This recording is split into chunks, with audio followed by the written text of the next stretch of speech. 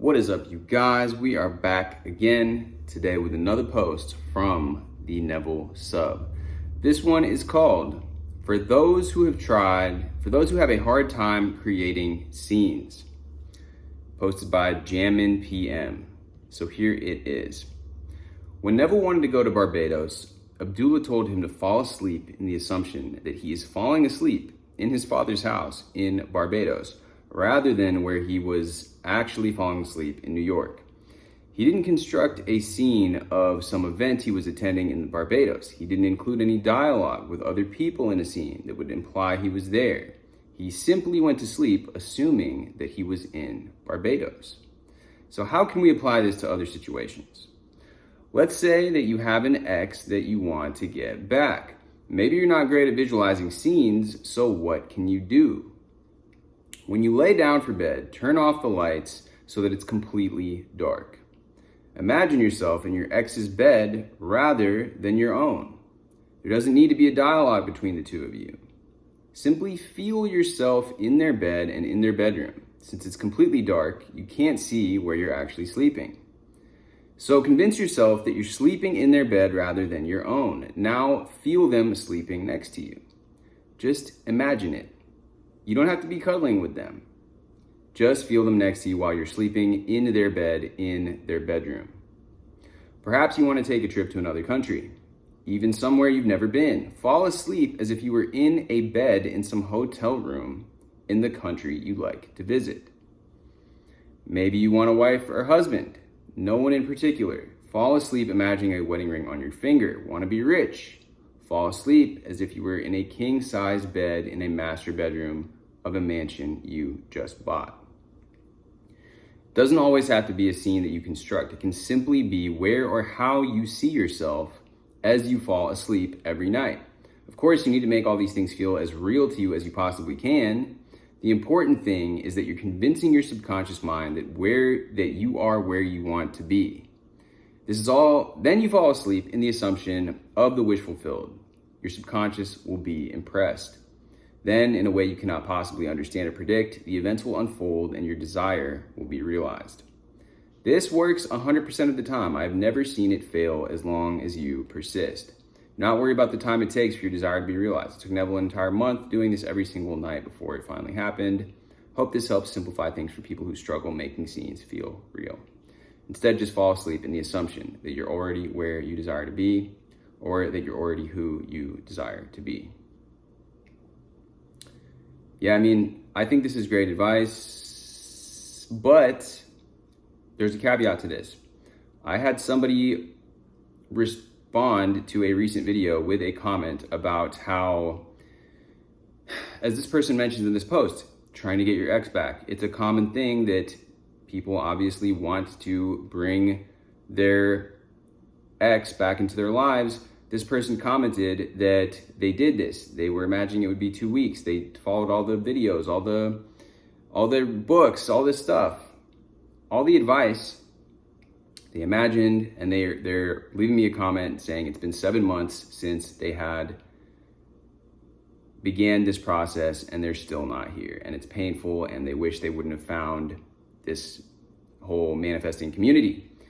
And while I can't speak to their individual situation, because every single situation has its own, and especially when dealing with humans, there's so many different variables for every given situation. I would have to know more about his particular situation. But what I can say is that we're not manifesting in a vacuum. And I've had other videos about this. There's a few videos. One of them is titled the video, watch this video when you're ready to win, because these things go hand in hand. You can't, now feel free to disagree with me if you want to, but in my opinion, you can't just manifest your ex back just by simply visualizing every night. Maybe it can happen. Maybe you're 1 in a million who's just gonna do that. But what else are you doing that's actually moving the needle forward in that direction? If I was this guy and I wanted to manifest my ex back, I would put out the intention. I would try to put out the intention. I might do this scene that they're suggesting here, imagining that I'm sleeping in their bed, all that good stuff. I do all the manifestation stuff, okay? I would affirm that, I'm easily lovable and that I am an attractive person in general. I would build that assumption in a general fashion because I wouldn't attach it all just to this one person. I don't think that's a healthy way of going about things, me personally. Other people do. Other people have techniques that are literally about getting that individual person. And if you want, go check out their content, and maybe that will be, maybe it does work for people. But what I would do is take a holistic approach. And that's what I advocate on my channel. That's why I talk about other things, and I like to bridge science and these sort of teachings together, because at the end of the day, we are human beings. Let's use psychology to our advantage. Let's use human nature to our advantage. What else are you doing in your life that's making you a desirable person? What are you doing that's going to make your ex want to actually get back with you? Because in today's day and age, we have so many options. And with the illusion of choice and social media, this person, let's say hypothetically, now they're scrolling, they've set up dating apps. Maybe she's going out, she's meeting up with other guys, right? She's got options. What is it about you that's actually better than these other options? Are you improving your situation? Are you taking care of yourself, your hygiene, your grooming? Are you going to the gym? Are you increasing your knowledge? You're studying, you're working on your craft, working on your business, let's say, working at your job to secure a better financial situation for yourself, a better living situation for yourself. What are all the things, let's address it from that perspective too. What are all the things that women seek in a partner? Stability, security, somebody who believes in themselves, somebody who's confident, somebody who's funny, somebody who is secure within themselves, comfortable in their own skin, somebody who's a strong person, and I mean mentally, not only physically, but mentally. And what are you doing in your day-to-day? How are you showing up that's going to be attractive to this person that you're trying to attract back into your life? Because if you're not doing any of those things and you're simply sitting there and picturing that this person is now like laying in bed next to you, come on, like really? That's all you're gonna do? That's what I would like. That's the frame that I'm coming at this from. And there's a lot of other people in this space and self-help, and I mentioned Dylan James a lot because he particularly, when it comes to relationships, he even does in his intros of his videos that he specializes in relationships. And what is the advice that he gives people again and again and again is focusing on yourself. Stabilize your own nervous system, he says.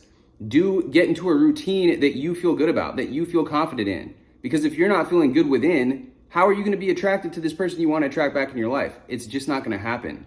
So what I perceive, and I see a difference between certain people that aren't getting any movement, is wishful thinking. On one hand, that's wishful thinking in my mind. Manifesting also contains action. It also contains who you are showing up as in this reality, in this physical reality. We don't live in a vacuum. We're not only spiritual beings, we are spiritual beings, and we're physical beings. So what are you doing in this physical realm? What are you doing in your physical surroundings, in your environment? What are you doing and having an effect on your environment that is causing this reaction, causing the things in your life and that new reflection to start showing back up in your life? And yes, like this entire channel, I mostly cover mindset stuff, but let's not be ignorant of the fact that we also live in physical bodies. We're physical and we are mental. We're 3D and we are 4D, but it's not one or the other. We're not only in the 4D or something like that. Like, let's get very real and understand that taking a holistic approach with anything is the best option. If we're a loved one of ours is suffering from a disease, do you want to just simply imagine that they're healing, that they're healed? Or do you want to also improve their diet? Do you want to also make sure that they're getting, let's say that they need physical, like physical therapy. Maybe they need to get back moving on their feet. Maybe they were injured and it caused their muscles to atrophy. Are you just only going to imagine that their muscles are strong again? Or are you going to help them, get up out of the chair, walk around, do their movement exercises? I would hope that you would want to take this holistic approach, and that's what is needed in our own situation. And so I want to bring light to that. This post is cool. And I do agree, like with this particular advice about, if you have a hard time imagining, try to simplify the imaginal act to something that's a little bit easier. But I want to be like fully transparent with you guys and really just like shed light on the fact that let's do all of it. You know, let's not just think and take this one thing of advice from this one thing of imagining and think that that's going to be some sort of cure-all thing for our life and really getting the life of our dreams, because that's what we're here for. We only have a limited time on this planet. Like, if we don't actually take the matter into our own hands and take the bull by the horn, so to speak, time is passing, guys. Like, this stuff needs to be, we need to get movement. We need to get the results. That's what we're here for. We're not just here to do a mental circle jerk and post on these forums and read these posts and think that we're somehow evolving ourselves in, like, mentally, but we're not actually changing anything about our lives. That's not why we're here. We're here to improve our lives. And with that being said, you know, maybe this is like a bit of a bitter pill to swallow, but I'm straight up. This is very, very necessary. I feel like it needs to be said. I have a ebook that I'm releasing that goes into to give you the tools into releasing limiting beliefs. But again, with applying that, it still takes, you have to apply the exercise. And I'm going to give out this exercise that I've used, and it had a dramatic effect when I found it initially. And I want to share it with you guys, because I think that when you're able to find the limiting beliefs that you have, put your attention on them, remove them, replace them with a new empowering belief that you want to adopt, and then show up in your world that way, it has a profoundly transformative effect. But again, it also is applying it and showing up that way in the world. It's not just simply doing this visualization and then never, you know, like, not carrying that around with you. Like, you carry around that new energy, that new belief, and it permeates throughout your life, through your actions, through your behavior, through the way that you're showing up. With that being said, guys, much love as always. Drop this video with a like, hit me with a subscribe, and I will see you guys in the next video.